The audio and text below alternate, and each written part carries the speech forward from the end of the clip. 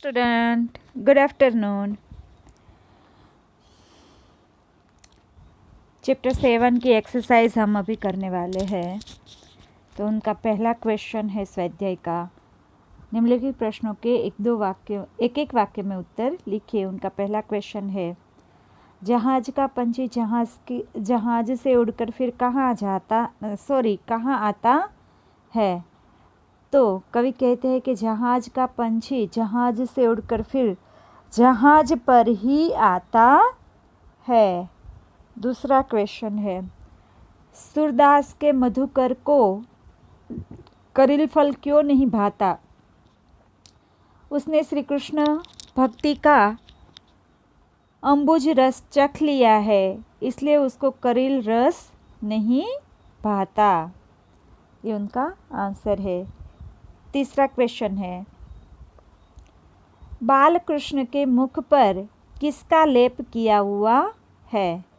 उनका आंसर है, बाल कृष्ण के मुख पर मक्खन का लेप किया हुआ है। चौथा क्वेश्चन, सूर धन्य क्यों हुए।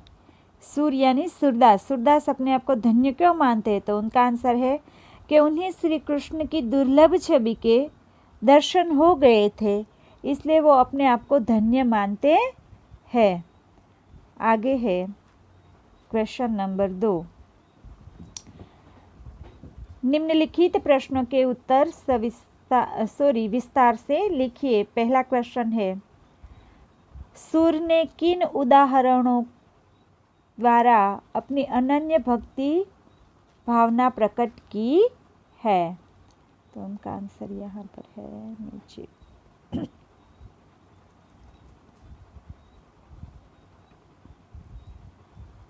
तो कि सूरदास जी कहते हैं कि मैं श्री कृष्ण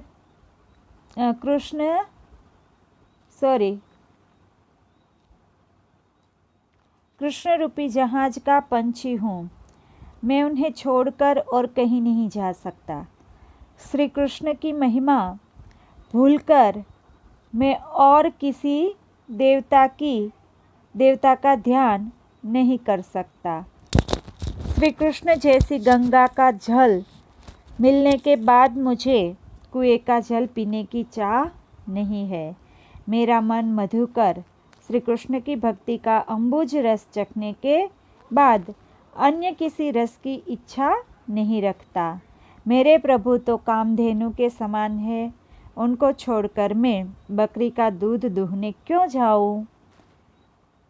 इस प्रकार सूरदास जी ने विभिन्न उदाहरणों द्वारा अपनी भक्ति भावना प्रकट की है। आगे है दूसरा क्वेश्चन, बालक कृष्ण के स्वरूप का वर्णन कीजिए। तो कृष्ण भगवान जब छोटे थे, बालक थे, तब वो कैसे दिखते थे, उनका वर्णन यहाँ है। तो बालक श्री कृष्ण की मूर्ति बड़ी मनोहर है। वे अपने हाथों में मक्खन लिए घुटनों के बल चल रहे हैं। उनके मुंह में मक्खन लगा हुआ है। उनके गाल सुंदर और आँख चंचल है।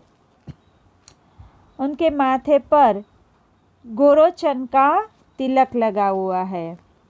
उनकी लटें मदमस्त भंवरों जैसी सुंदर लग रही है। वे अपने गले में कठुला की माला पहने हुए हैं। इस प्रकार श्री कृष्ण की छवि अत्यंत मनमोहक है।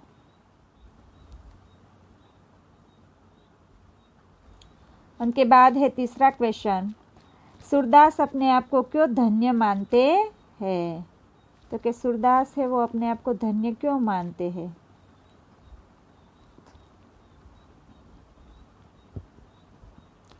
हाँ, तो कि सूरदास श्री कृष्ण के अनन्य भक्त है।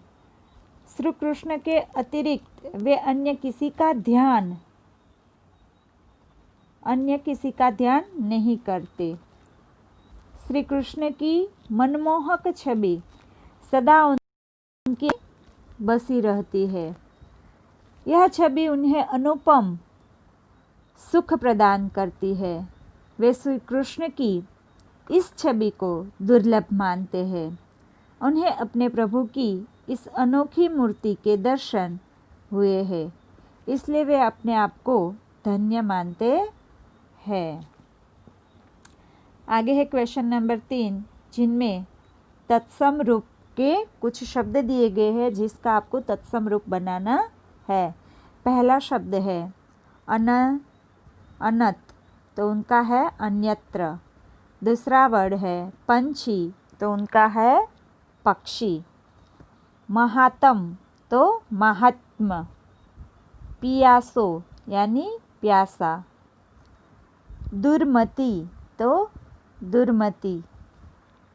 लट केशगुच्छ। मधुही तो मध। केहरी तो केसरी। ये थे तत्सम रूप के वाक्य। उनके बाद है समानार्थी शब्द।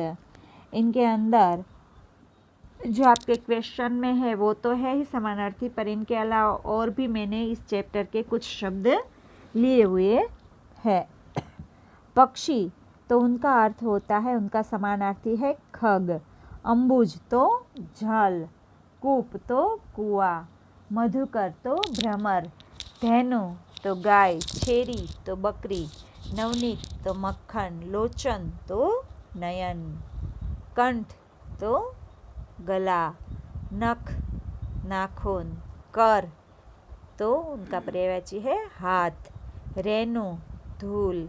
चारु तो सुंदर। कपोल यानी गाल। दधी तो दही। लोल यानी चंचल। ये थे आपके समानार्थी शब्द क्वेश्चन नंबर 4। यहाँ आपका 7 चैप्टर है वो समाप्त हो जाता है।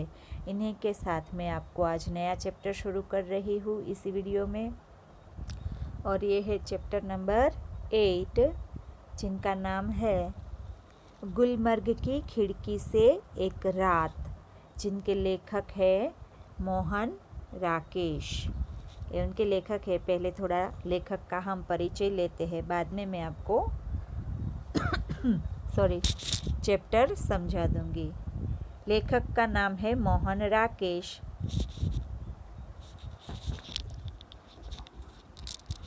मोहन राकेश। उनका जन्म हुआ था सन 1925 में, ईस्वी सन 25 में, और उनका निधन हुआ था सन 1972 ईस्वी सन में। मोहन राकेश का जन्म जालंधर पंजाब में हुआ था। इनके पिता व्यवसाय से वकील थे, परंतु उनकी साहित्य में बहुत रुचि थी। अतः राकेश को बचपन से ही घर में पर्याप्त साहित्यिक वातावरण प्राप्त हुआ। उन्होंने हिंदी तथा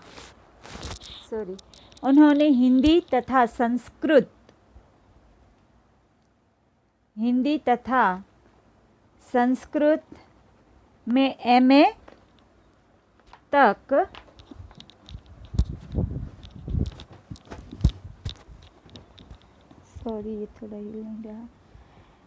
MA तक शिक्षा प्राप्त की और तत्पश्चात DAV कॉलेज जालंधर में हिंदी विभाग के अध्यापक के रूप में अध्यापन कार्य किया। कुछ समय तक उन्होंने सारिका कहानी पत्रिका का सफल संपादन किया और बाद में स्वतंत्र लेखन करते रहे। कहानी लेखन के साथ साथ इन्होंने उपन्यास और नाटक भी लिखे थे। इनकी प्रमुख रचनाओं में इंसान के खंडर, नए बादल, एक और आदमी, आदि कहानी संग्रह, अंधेरे, बंद कमरे, न आने वाला कल प्रसिद्ध उपन्यास है। आषाढ़ का एक दिन, आधे अधूरे तथा लहरों के राजहंस इनके प्रसिद्ध नाटक है। मोहन राकेश मूलतः एक सफल कहानीकार तथा नाट्यकार है। मोहन राकेश है, उनका जन्म पंजाब में हुआ था, जलंधर के गांव में। और उनके घर में उनके पिता का व्यवसाय था, वो वकील थे, परंतु उनको साहित्य में रस था, इसलिए वो साहित्य में रुचि रखते थे। तो उन्होंने इसीलिए बहुत सारे नाटक लिखे, कहानियाँ लिखी और उन्होंने उपन्यास भी लिखे। पर वो मुख्यतः उनको सफलता कहानीकार और नाटक में ज़्यादा मिली। उनको पहले से ही साहित्य में ज़्यादा रस था। यहाँ उन्होंने हमें जो चैप्टर दिया है ये उन्हीं की एक रचना है, उस रचना से ही हमें ये चैप्टर दिया गया है। ये जो गद्य है उनके अंदर उनका गुलमर्ग की खिड़की से एक रात, तो यहाँ उनका वर्णन उन्होंने किया है, एक यात्रा वर्णन है। उन्होंने गुलमर्ग की जब यात्रा की थी तब वहाँ के अनुभव जो उनके थे उनके बारे में उन्होंने यहाँ लिखा है। तो अब मैं आपको चैप्टर के बारे में समझा रही हूँ। गुलमर्ग की खिड़की से एक रात परिवेश से लिया गया है। उनकी जो कहानी है ना, परिवेश, उनमें से लिया गया है। इस यात्रा वृत्तांत में लेखक ने गुलमर्ग के प्राकृतिक सौंदर्य का स्वानुभूत विवरण प्रस्तुत किया है। गुलमर्ग का सारा वातावरण इनको अपने में समाया सा लगता है। गुलमर्ग की एक रात का अकल्पनीय सौंदर्य इनसे भुलाया ही नहीं जाता। तो उन्होंने जब गुलमर्ग के अंदर एक रात बिताई थी और उस रात जो वातावरण था वो उनके बारे में यहाँ हमें बताते हैं उसके यात्रा वर्णन में। ये एक गद्य है जो कैसा है इनका प्रकार, तो कि वो की यात्रा का वर्णन यहाँ किया गया है उनके बारे में उन्होंने हमें यहाँ बताया है। गुलमर्ग यानी कश्मीर के अंदर, कश्मीर का एक हिस्सा है, वो कश्मीर में आया हुआ है। और कश्मीर तो आप जानते हैं कि पूरी दुनिया में स्वर्ग के समान सुंदर है। सब लोग जानते हैं कि कश्मीर की सुंदरता इतनी बढ़िया है कि वहाँ हर कोई जाना चाहता है घूमने। तो एक बार हमारे लेखक भी वहाँ गए थे और एक रात उनके साथ ऐसी घटना घटती है कि वो अपनी ज़िंदगी में उसको भुलाना चाहे तो भी वो नहीं भूल पाते। उनको इतनी वो कहानी याद रह चुकी है। उनके साथ जो घटना घटी, वो कहानी नहीं है, उनकी घटना है एक, वो घटना उनको ज़िंदगी में कभी भी भूलने जैसी नहीं लगती। वो उनको हमेशा ही याद रखते हैं, उनको याद रह गई है ये कहानी। तो अभी मैं आपको पाठ के बारे में हम चर्चा करेंगे। कुछ जगह होती है जिन्हें आँख एक बार देखती है तो चौंक उठती है, फिर धीरे धीरे परिचित होकर उदासीन हो जाती है। गुलमर्ग ऐसी जगह नहीं है। मैं जब पहली बार गुलमर्ग गया तो मुझे वहाँ कुछ भी असाधारण नहीं लगा। एक खुला सपाट मैदान, देवदारों के घने झुरमुट और बस। तब मैं घंटे भर में सारा गुलमर्ग देख आया था। लेखक क्या कहते हैं कि कुछ बातें ऐसी होती है जिनको भुलाए नहीं भूल सकते हम।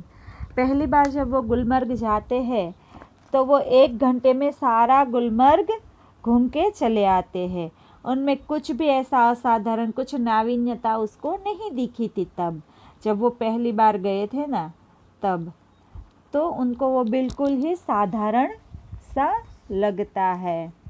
कहते हैं कि पहली बार गुलमर्ग जाने पर लेखक को वहाँ कुछ भी आकर्षक नहीं लगा था। कुछ देखने लायक आकर्षक जिनके अंदर हमें दिलचस्पी हो, ऐसा कुछ नहीं लगा था। एक खुला सपाट मैदान और देवदार के वृक्षों के घने झुरमुट थे, बस यही था उनकी नज़रों में गुलमर्ग। आगे मगर बाद में महीनों वहाँ रहने पर एहसास हुआ कि पहली बार तो क्या, बाद में भी कभी भी उस स्थान को पूरा नहीं देख पाया। उसे पूरा कभी देखा ही नहीं जा सकता। शायद यही कारण है कि गुलमर्ग में रहकर वहाँ के साथ व्यक्ति की आत्मीयता धीरे धीरे इतनी गहरी हो जाती है कि वह अपने को भी उस सपाट मैदान के एक हिस्से के रूप में ही देखने लगता है। कांपती तितलियों, उठते बादलों और बर्फ से चमकती पहाड़ियों की तरह। दूसरी ओर वह पूरा विस्तार जिसमें वह स्वयं भी रहता है, उसे अपने में समाया सा लगता है। सूर्योदय और सूर्यास्त दोनों संध्याएं, घना कोहरा, पीली धूप और सब कुछ। इसलिए जब व्यक्ति गुलमर्ग से चलता है तो एहसास होता है अपने से ही बिछड़ने का, अपने उस रूप से जो कि इतना परिचित होते हुए भी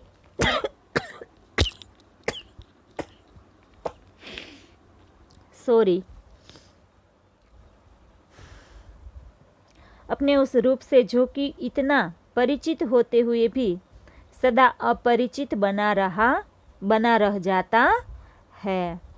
कवि क्या कहते हैं, लेखक क्या कहते हैं? लेखक की दृष्टि से गुलमर्ग है वो फिर उनको बहुत ही अच्छा लगने लगता है। वो कहते हैं कि उनके साथ हमारी आत्मा जुड़ जाती है। कुछ महीने वहाँ रहने के बाद गुलमर्ग से लेखक की आत्मीयता हो गई है। उसे लगने लगा जैसे वह भी वहाँ के सपाट मैदान का एक हिस्सा है, ऐसा वो महसूस करने लगे। वहाँ के प्राकृतिक दृश्य उसमें समाये हुए प्रतीत हुए। उनको क्या लगा, वो दृश्य जैसे उनके अंदर समा चुके हैं, ऐसा वो महसूस करने लगे। लेखक कहते हैं कि गुलमर्ग में रहने के बाद जब व्यक्ति वहाँ से विदा लेता है तो ऐसा लगता है कि जैसे वो अपने आप से ही बिछड़ रहे हैं, ऐसा वो महसूस करते हैं। आगे गुलमर्ग में सपने फूल बनकर उगते हैं। हरियाली के आर पार लाल लाल छतों के ऊपर आकाश में आंखें मुग्ध होकर देखती रहती है और फूलों में नए नए रंग भर जाते हैं। वातावरण में नई नई कोपलें फूट आती है। हर क्षण एक नए अनुभव, नए रोमांच की सृष्टि होती है। बादलों के पोटिकों के नीचे लोग बाहें फैलाए घास पर बैठे हैं। दूर दूर तक सैलानियों की पंक्तियाँ घोड़े दौड़ाती नजर आती है। रंगों के कुछ बिंदु हरियाली के पट पर जहाँ तहाँ छिटके हैं। सहसा प्रकाश से नन्ही नन्ही पारदर्शक बूंदें पड़ने लगती है। रंगीन बिंदुओं का पूरा विस्तार एक बार सिहर जाता है और अपने को समेटने लगता है। हरियाली का सपना कुहासे के फूल से बदल जाता है। मैदान सुरमई आभा ओढ़ लेता है। अब चारों तरफ धुंध ही धुंध है और बेबस होकर फैली पगडंडियों की पतली पतली नरम बाहें। जब तक बादल बरसेगा बाहें फैली रहेगी ऐसी ही कोमल, विस्तृत और निढाल। क्या कहते हैं लेखक? कहते हैं कि गुलमर्ग के अंदर जो हरियाली है वो हरियाली भी भरमार है। कैसे है? तो कि हरियाली की भरमार है गुलमर्ग के अंदर। नीचे हरी हरी घास है, लाल लाल छत जो है उस छतों के ऊपर भी हरियाली उनको नज़र आती है, क्योंकि छतों के ऊपर भी बहुत सारे फूल दिखते हैं तो वो वहाँ भी उनको हरियाली ही नज़र आती है। फूलों से इतने लचे हुए छत भी होते हैं और ऊंचे ऊंचे वृक्षों के कारण आकाश भी हरा हरा लगता है लेखक को। और वो सोचते हैं कि हरियाली के बीच नए नए रंग के फूल दिखते हैं, उन देखते ही बनते हैं। लेखक को ऐसा लगता है कि यहाँ नए नए फूल है, वो हरियाली के बीच उनको नए नए दिखने को मिलते हैं, देखा ही करे हम, ऐसा उसको लगता है। हर क्षण एक नया अनुभव होता है उनको और नए रोमांच की सृष्टि होती है। गुलमर्ग उनको एक रोमांचित प्रदेश लगता है। लोग हरी भरी घास पर बैठने का आनंद लेते हैं, सैलानी घुड़सवारी का मजा लेते हैं। आगे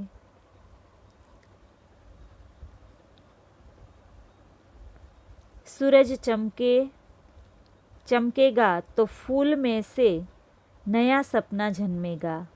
आकाश में बादलों के नन्हे नन्हे द्वीप इधर उधर भटकते फिरेंगे। भेड़ों और बकरियों के रेवड़ पगडंडियों पर टेक जाएंगे। दिन तब रात की प्रतीक्षा करता सा प्रतीत होगा। रात आएगी तो सब कुछ खामोश हो जाएगा। मैदान की वह खामोशी भी जो दिन के समय इतनी वाचाल हो जाती है। लेखक क्या कहते हैं कि शाम जब होती है तो गुलमर्ग के अंदर बर्फबारी शुरू हो जाती है। स्नोफॉल जिन्हें हम कहते हैं ना, वो बर्फ गिरना वहाँ शुरू हो जाता है। और जो घास पर बैठे हुए लोग हैं ना, जो तरह तरह के वस्त्र पहनकर लोग वहाँ बैठे हुए हैं, वो उठकर जाने लगते हैं। फिर हरियाली कुहासे में ढकने लगती है। मैदान पर अंधेरा छाने लगता है। धुंध में पगडंडियाँ पतली पतली बाहें जैसी दिखाई देती है। पगडंडियाँ यानी जो लोग जा रहे हैं ना, उनकी बात कर रहे हैं यहाँ लेखक। उनके बाद है आगे, गुलमर्ग की वह रात मुझे कभी नहीं भूलेगी। मैं होटल की खिड़की में खड़ा था। दूर, बहुत दूर, सामने से एक बरसाती घटा मेरी तरफ बढ़ती आ रही थी। मैं प्रतीक्षा कर रहा था कि कब वह मुझ तक पहुँचे और मुझे अपने में लपेट ले। बरसती घटा में घिर जाने से बड़ा सुख मैंने बहुत कम जाना है। घटा ऊपर से घिर जाए और व्यक्ति को छोटा करके उस पर छा जाए, यह इससे अलग स्थिति है। इस बार आती हुई घटा का हर संकेत मेरे सामने था और मैं उसके बराबर का होकर अपनी खिड़की में खड़ा उसे बुला रहा था कि आ आ आ, मैं तुझसे कमज़ोर नहीं हूँ। हवा तेज थी मगर घटा तेजी से नहीं बढ़ रही थी। हालांकि तूफान बहुत उठा हुआ था।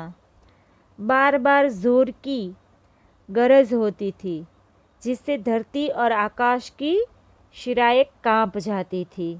बार बार सामने के चित्रपट पर बिजली कांपती थी और प्रकाश का वह भयानक विस्फोट हर चीज़ को नंगा कर जाता था।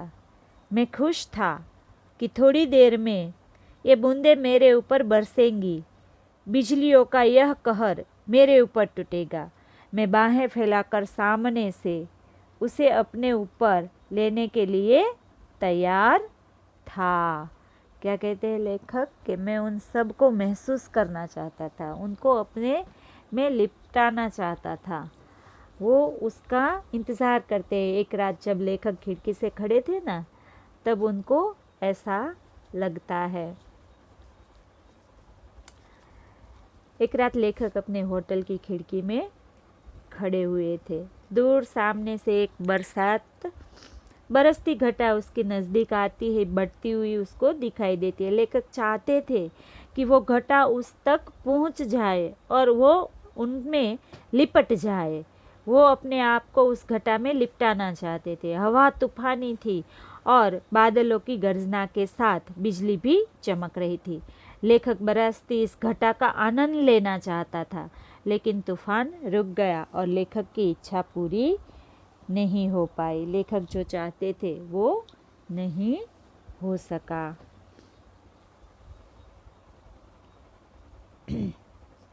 आगे मगर अचानक हवा रुक गई। बढ़ता हुआ तूफान जहाँ का तहाँ ठिठक गया और दूर ही पर कटे पक्षी की तरह दम तोड़ने लगा। बिजली की सांस रुकने लगी और मेरी भी, क्योंकि हवा के रुक जाने से मुझे भी बहुत ऊंचे आसमान से नीचे आना पड़ा था। तूफान का जोम उतर गया और उसके साथ ही मेरी भी। मैं उसके बराबर का कभी नहीं हो सका। लेखक को इस बात का दुख था। वो बड़ी बेचैनी से उनका इंतज़ार कर रहे थे, पर वो घटा उनके ऊपर नहीं बरसी।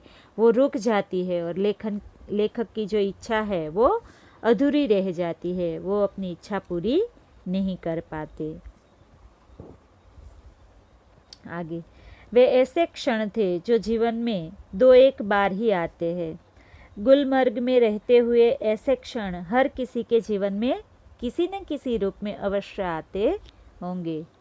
तभी तो मुद्दत तक वहाँ रह चुकने पर भी कोई आकर्षण व्यक्ति को फिर खींचकर वहाँ ले जाता है। वरना वहाँ है क्या? एक खुला सपाट मैदान जहाँ ज़्यादा गोल्फ खेली जा सकती है। व्यक्ति क्यों बार बार वहाँ जाना चाहता है? क्या गोल्फ खेलने के लिए ही? लेखक सवाल करते हो, कहते कि वहाँ है ही क्या? पर उनको ये बारिश का नज़ारा, ये सारे चीज़ें जो हरी भरी वादियाँ थी, वो सब उनको बहुत ही अच्छा लगता है। इसलिए लेखक कहता है कि वही सब उनको बार बार वहाँ बुलाते हैं। वरना वहाँ है ही क्या? लेखक कहते हैं कि गुलमर्ग का कोई ना कोई आकर्षण लोगों को वहाँ खींच लाता है। लोग केवल गोल्फ खेलने ही थोड़े ही वहाँ जाते हैं, नहीं, वहाँ सिर्फ गोल्फ खेलने के लिए, पर उनके साथ जो आत्मीयता है, उनसे जो जुड़े हुए लोग हैं, वो उन्हीं की वजह से वहाँ फिर से बार बार जाना चाहते हैं। सिर्फ गोल्फ खेलने के लिए ही नहीं लोग वहाँ आते। तो हमारा चैप्टर यहीं तक था। यह हमारा चैप्टर यहाँ समाप्त होता है। आगे मैं आपको आज इनकी एक्सरसाइज भी करवा रही हूँ। शब्दार्थ और टिप्पणी, ये कुछ शब्दार्थ है जो समानार्थी के तौर पे आपको पूछे जा सकते हैं। गुलमर्ग तो कि कश्मीर का एक सुंदर प्राकृतिक रमणीय स्थान है। पछी तिगलिया, तिराहा, जहाँ 3 रास्ते मिलते हो। रोमांच की तो कि आनंद देने वाली, हर्षित करने वाली। पोटिको तो बरामदा, ड्योढ़ी, रेबड़, झुंड, कहर, अत्याचार, दम तोड़ना यानी मर जाना। आगे है क्वेश्चन नंबर 1 स्वाध्याय का। निम्नलिखित प्रश्नों के एक एक वाक्य में उत्तर लिखिए। उनका पहला क्वेश्चन है, गुलमर्ग का भौगोलिक वातावरण कैसा है? तो कि गुलमर्ग का जो भौगोलिक वातावरण है वो कैसा दिखने को मिलता है? तो उनका आंसर है, इनके आंसर नीचे भी दिए गए हैं। मैं आपको ऐसे ही सीधे बता रही हूँ, नीचे आंसर है ही। तो कि गुलमर्ग है वो ऊंचाई पर पहाड़ियों से घिरा हुआ ठंडा स्थान है। उनके बाद है दूसरा क्वेश्चन है, लेखक ने गुलमर्ग के साथ व्यक्ति की आत्मीयता बढ़ने का क्या कारण बताया है? तो व्यक्ति की जो आत्मीयता है वो गुलमर्ग के साथ कैसे बढ़ती है? तो लेखक ने गुलमर्ग के अपार आकर्षण को उसके साथ व्यक्ति की आत्मीयता बढ़ने का कारण बताया है। फिर तीसरा है, खिड़की के पास खड़ा लेखक बरसाती घटा को देखकर किस बात की प्रतीक्षा करने लगा? किस बात की वहाँ लेखक प्रतीक्षा कर रहे थे? तो उनका आंसर है, यहाँ जो तीसरा लिखा है, पहले चौथा लिखा है फिर तीसरा है, पर ये लास्ट वाला जो तीसरा ए है ना, थर्ड ए, ये वाला जो आंसर है ना, वही आपको नीचे वाला तीसरा। तो खिड़की के पास खड़ा लेखक बरसाती घटा को देखकर इस बात की प्रतीक्षा करने लगा कि वह घटा उस तक पहुँचे और उसे अपने में लिपट ले। फिर आगे है question number 4,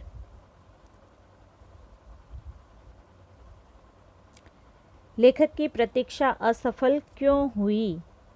sorry, question number 2 का था। 4, तूफान के एकाएक रुक जाने पर लेखक को कैसा अनुभव हुआ? तो लेखक को कैसा अनुभव हुआ? तो तूफान के एकाएक रुक जाने पर लेखक को ऐसा अनुभव हुआ जैसे उसका दम घुटने लगा।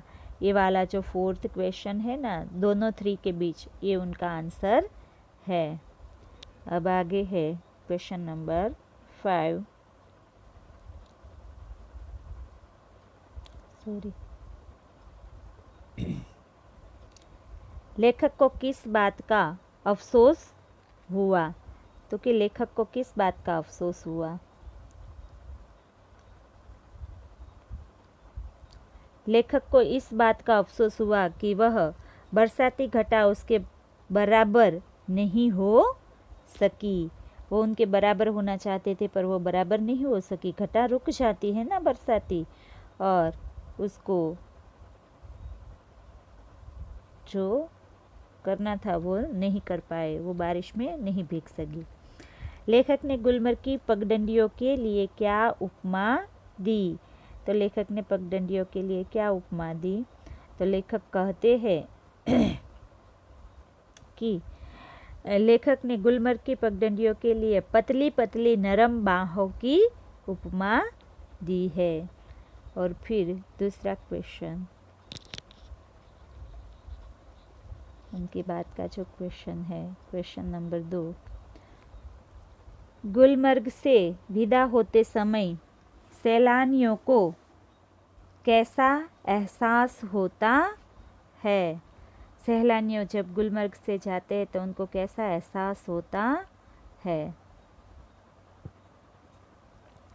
उनका आंसर है यहाँ, गुलमर्ग में रहते हुए सैलानियों की उससे गहरी आत्मीयता हो जाती है। इसलिए वहाँ से विदा लेते समय उन्हें अपने आप से बिछड़ने का अनुभव होता है। अपने आप से बिछड़ने का अनुभव होता है। फिर दिन में गुलमर्ग की शोभा का वर्णन अपने शब्दों में कीजिए। गुलमर्ग में रात आते ही सब कुछ खामोश हो जाता है। दिन में सैलानियों के कारण वहाँ बहुत चहल पहल रहती है, इसलिए लेखक ने दिन को वाचाल कहा है। और इनके बाद तीसरा क्वेश्चन है, प्रकाश, बादल तथा हवा के कारण गुलमर्ग दर्शन में आए रोमांच का वर्णन कीजिए।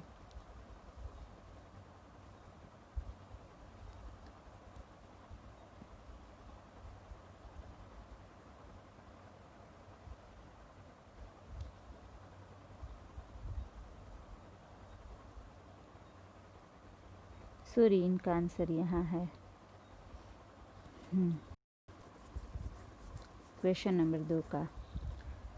तो कि सैलानी बर्फबारी होने पर अत्यंत ठंडक के कारण शहर जाते हैं। सॉरी, क्वेश्चन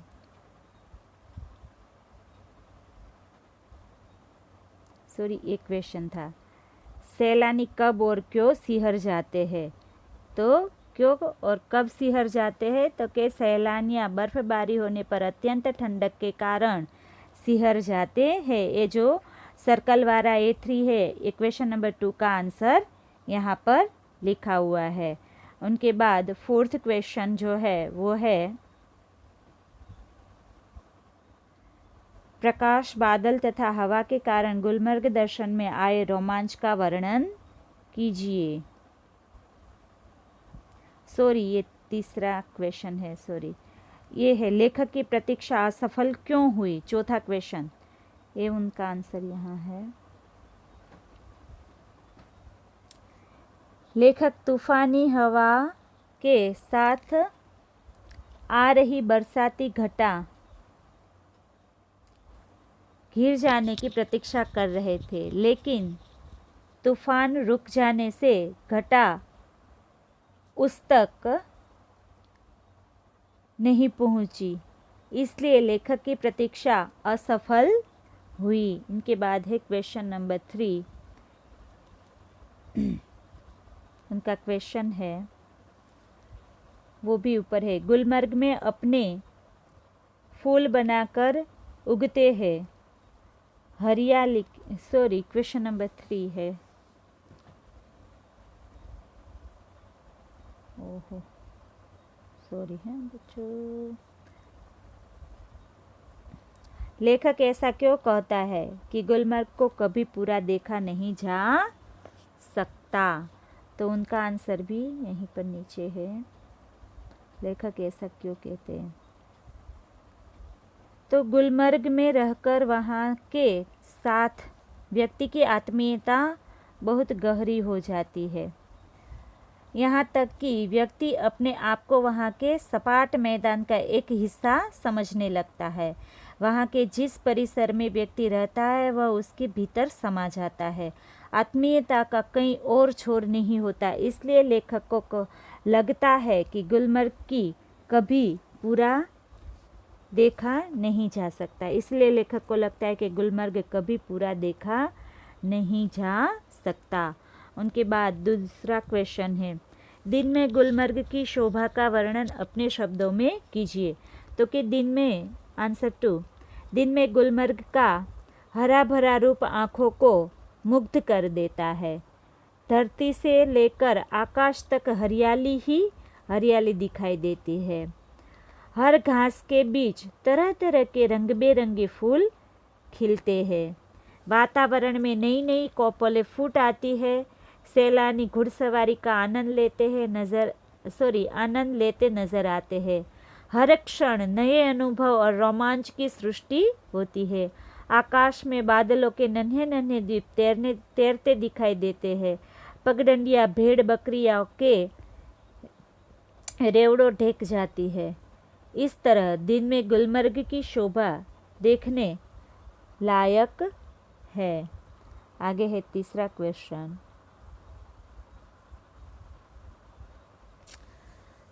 प्रकाश, बादल तथा हवा के कारण गुलमर्ग दर्शन में आज रोमांच का वर्णन कीजिए। प्रकाश, बादल तथा हवा के कारण गुलमर्ग दर्शन में आए रोमांच का वर्णन कीजिए। ये है क्वेश्चन 3। आंसर उनका 3 है।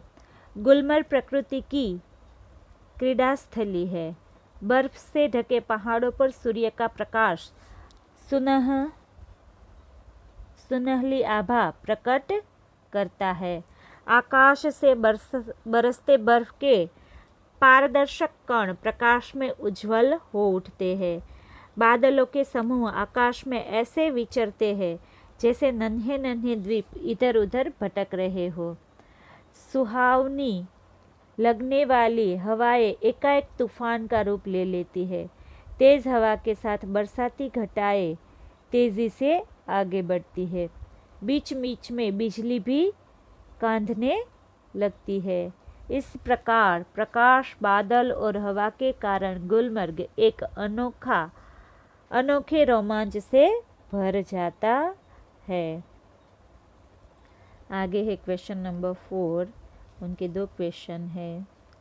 जो पहला है क्वेश्चन, गुलमर्ग में सपने फूल बनकर उगते हैं। इनका हमें भावार्थ यहाँ आशय स्पष्टीकरण करना है। तो हरियाली के आर पार लाल लाल छतों के ऊपर आकाश में। तो उनका आंसर है, आंसर 1 क्वेश्चन 4 का, गुलमर्ग के रंगीन फूल रंगीन और सुंदर सपनों की तरह होते हैं। हरी भरी घास दूर दूर तक फूल ही फूल दिखाई देते हैं। लाल रंग की छतों पर भी फूल नजर आते हैं। ये उनका आशय था। दूसरा क्वेश्चन है, रंगीन बिंदुओं का पूरा विस्तार एक बार सिहर जाता है और अपने को समेटने लगता है। तो मौसम सुहाना था। हरी घास पर बैठे रंग बिरंगी कपड़े पहने हुए तरह तरह के सैलानी सुहावने वातावरण का आनंद ले रहे थे। तभी तभी बूंदें गिरने लगी और सैलानी उठ उठकर सुरक्षित जगह में जाने लगे। ये था क्वेश्चन 4 और क्वेश्चन 5 जो है वो यहीं पर है।